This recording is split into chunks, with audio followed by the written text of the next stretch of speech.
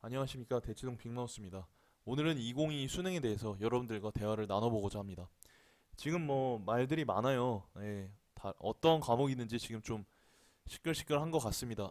그래서 제가 그런 부분들에 대해서 여러분들과 좀 대화를 나눠보고 싶었고, 지금 이제 뭐 여론은 그렇습니다. 수능 시험이 한물 같다. 뭐 M사의 뭐 현모 강사분께서 또 이사의 이모 사탐 강사께서 이제 수능은 뭐 몇 년 이내로 없어질 것이다, 이런 이제 말씀을 하시기도 했는데, 제 개인적으로는 그럼에도 불구하고 수능 시험은 유지되어야 한다, 긍정되어야 한다라고 좀 말씀을 드리고 싶어요. 그 이유는 이따가 설명을 드리도록 하고요.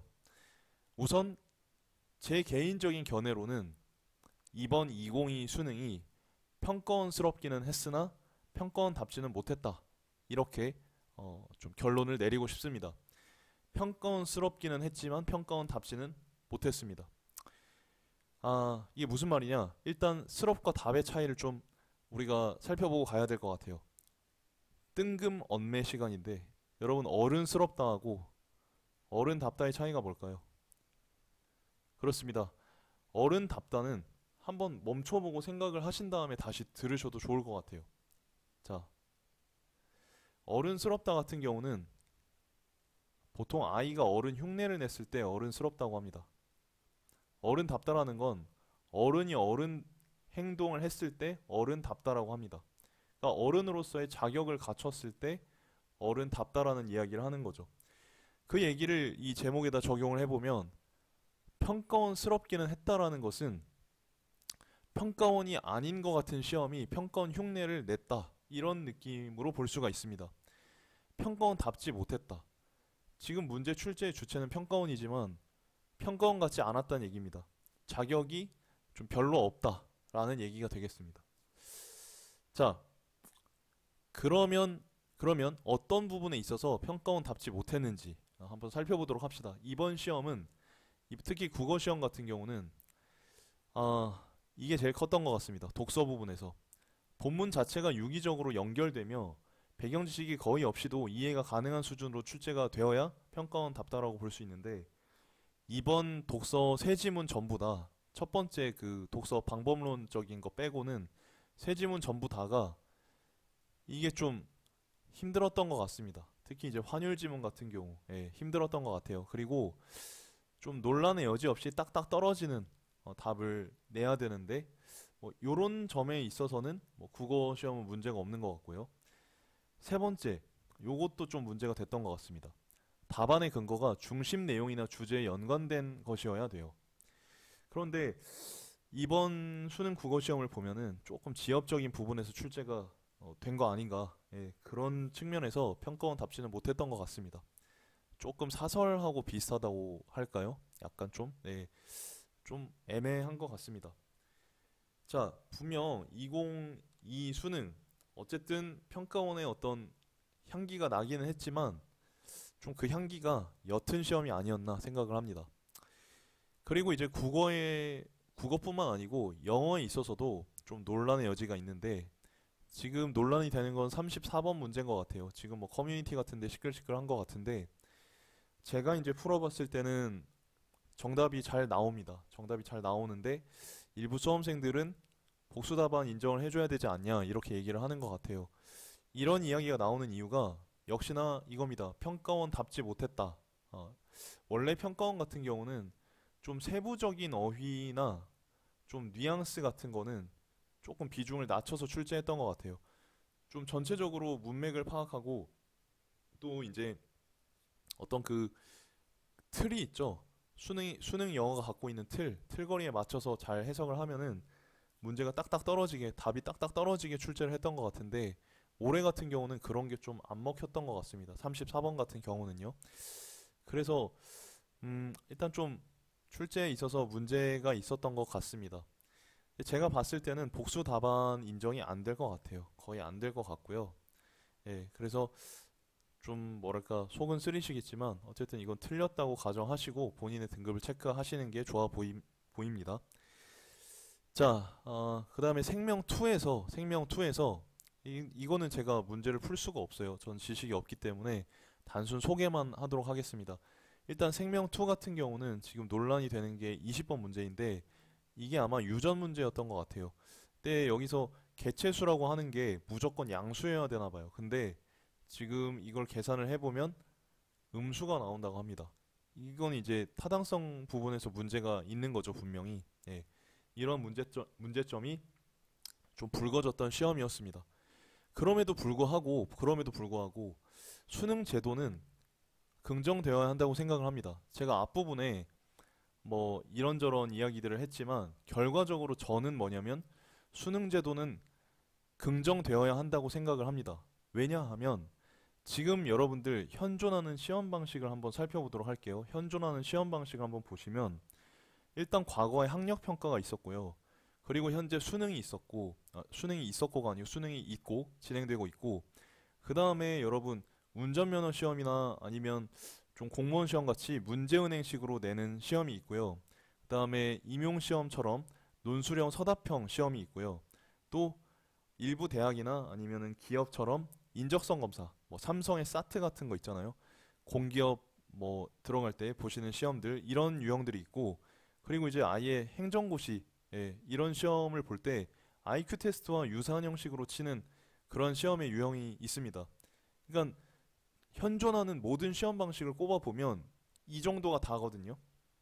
그런데 이 중에서 가장 타당성이 있고 객관성이 확보되면서 뭔가 이제 여러분들이 공부를 해서 좀 점수를 낼 수 있는, 결과를 낼 수 있는, 그러니까 타고난 어떤 엔진에 상관없이 노력과 전략에 의해서 결과물을 낼 수 있는 시험은 이 중에서 수능이 가장 적절하다고 봅니다. 가장 적절하다고 봐요. 그리고 지금 수능 같은 경우는 최상위권에서 최하위권까지 변별을 해야 되죠.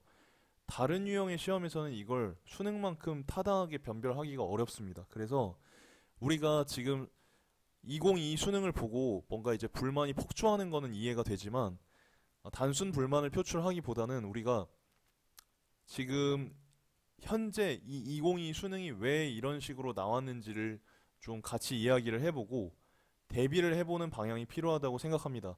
더 나아가서 향후 수능이 나아가야 할 방향성에 대해서도 좀 출제위원진 분들께 말씀을 드리고 싶어요. 일단 올해 수능 같은 경우에 왜 이런 현상이 벌어졌느냐고 생각을 하냐면 일단 출제진들이 제 생각에는 출제진들이 많이 교체된 것 같습니다. 교체된 것 같아요. 제 예상입니다. 근데 출제진이 교체됐다라는 얘기는 지금 이제 이전에 2017에서 2020 시험을 담당하던 출제 교수님들이 은퇴를 하시거나 좀 물갈이가 되고 있는 상황인 것 같습니다. 그런 상황인 것 같아요.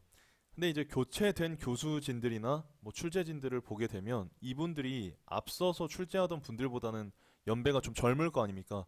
근데 이 젊은 분들의 특징은 뭐냐면 대학교 때 이분들이 대부분 다 사범대 출신일 텐데 혹은 뭐 어떤 교육적인 그런 것들을 공부를 하셨을 텐데 대부분이 뭐냐면 특히 학교교사 같은 경우에 좀 사범대에서 이전의 어떤 그 평가원 출제 방식이나 교육 방식에 대해서 문제점이 굉장히 많다. 시험 방식이 문제가 되게 많다. 이렇게 교육을 받았던 세대입니다.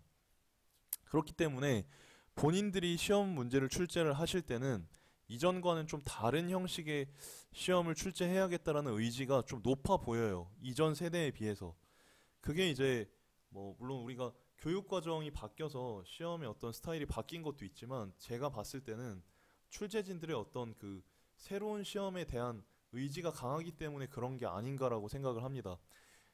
근데 이제 문제는 이분들이 경력이 이전 세대에 비해서 좀 없는 분들이다 보니까 의지는 높은데 그게 실제적으로 반영되기가 좀 어려운 것 같아요. 지금 상황에서는. 그걸 언제 느꼈냐면 일단 6평에서는 못 느꼈어요. 별로 못 느꼈는데 9평 시험 보고 확 느꼈습니다. 약간 학교 선생님들이 많이 그 출제를 하신 느낌이에요, 그게. 그래서 이게 참 과도기구나. 이 출제진들도 연습이 필요합니다, 여러분. 이게 읽는 데는 시간이 필요해요. 그렇기 때문에 이분들이 이제 아마도 좀 사설스러운 문제를 좀 참고하셨을 수도 있고요. 또 아니면 교육청스러운 문제를 좀 참고하셨을 가능성도 있다고 봅니다. 혹은 본인들께서 기존의 어떤 기출 문제를 완전히 녹여서 출제한 게 아니고 한 70% 정도만 녹여내고 본인의 색깔을 가미했을 가능성도 높다고 봅니다. 그럼 우리는 어떻게 대비를 해야 하냐?